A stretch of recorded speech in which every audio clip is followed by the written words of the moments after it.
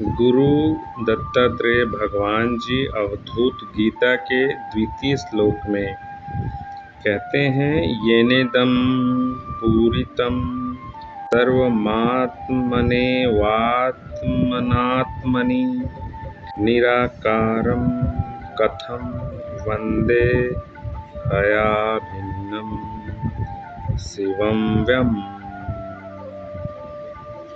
यह दृश्यमान संपूर्ण जगत जिस आत्मा द्वारा आत्मा से आत्मा में ही पूर्ण हो रहा है, उस निराकार ब्रह्म का मैं किस प्रकार वंदन करूं, क्योंकि वह जीव से अभिन्न है, कल्याण स्वरूप है, अव्यय है। व्याख्या में इस तरह से कहा गया है, अज्ञानी जिसे आत्मज्ञान नहीं हुआ है को जीव तथा ब्रह्म में भिन्नता ज्ञात होती है। वह ईश्वर को जीवात्म से भिन्न मानकर उसकी उपासना, वंदना, प्रार्थना, पूजा करता है तथा उसे प्रसन्न करके उससे इच्छित फल प्राप्ति की कामना करता है। किंतु जिसे यह ज्ञान हो गया है कि जीव और ब्रह्म एक ही चेतन सत्ता के दो रूप मात्र हैं जो अभिन्न हैं, इनमें किसी प्रकार की भिन्नता है ही नहीं। आत्मा स्वयं परमात्म स्वरूप ही है। यह संपूर्ण जगत जो मनुष्य को दिखाई दे रहा है, वह उस ब्रह्म से भिन्न नहीं बल्कि ब्रह्म से ही पूर्ण है। सारा ब्रह्म ही है।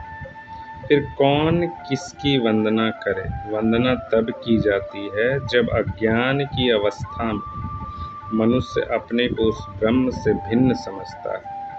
दत्तात्रेय जी को ज्ञान प्राप्त हुआ। उन्होंने अनुभव किया कि यह संपूर्ण जगत ब्रह्म ही है, जो उसका स्थूल रूप है, जिसमें वह ब्रह्म ही सर्वव्याप्त है। फिर कौन किसकी वंदना करे?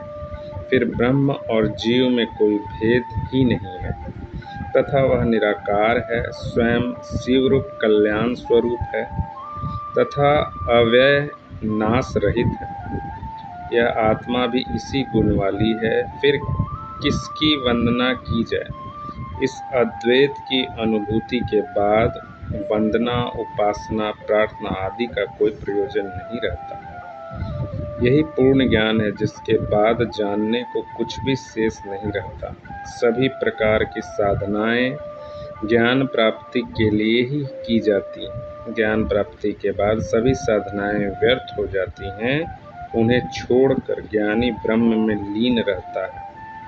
दोस्तों, यहाँ बताई गई जानकारी आपको कैसी लगी कमेंट बॉक्स में ज़रूर बताएं, और अभी तक यदि आपने मेरा चैनल सब्सक्राइब नहीं किया है तो उसको सब्सक्राइब कर लें और बेल आइकन को भी क्लिक कर लें, ताकि इसी तरह की जानकारी के लिए आपको नोटिफिकेशंस प्राप्त हो सके।